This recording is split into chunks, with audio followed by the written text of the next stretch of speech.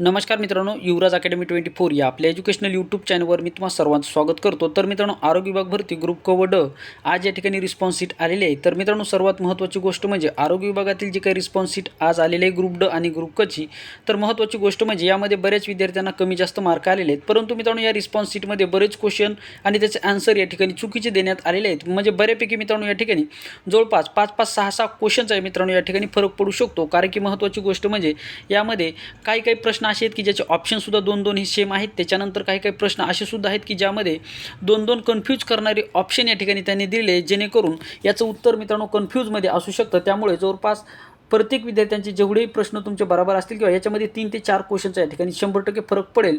25 तारखेला जी काही मित्रांनो तुमची रिस्पॉन्स शीट सेकंड येईल, त्यामध्ये मित्रांनो जवळपास 3 ते 4 क्वेश्चन तुमचे कमी जास्त या ठिकाणी होऊ शकतात।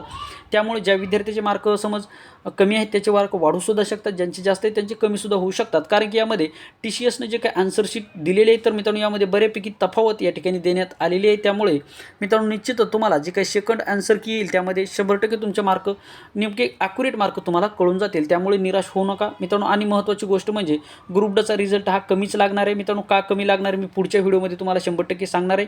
मी एक व्हिडिओ बनवला होता की त्यामध्ये सांगितलं होतं की तुम्ही तुमची कास्ट कोणत्या जिल्ह्यामध्ये तुम्ही फॉर्म भरला आणि तुम्हाला किती मार्क आले हे मला कमेंट बॉक्समध्ये सांगा। मी मागच्या व्हिडिओमध्ये सांगितलं, त्या व्हिडिओची लिंक मी व्हिडिओच्या डिस्क्रिप्शन बॉक्समध्ये देत आहे।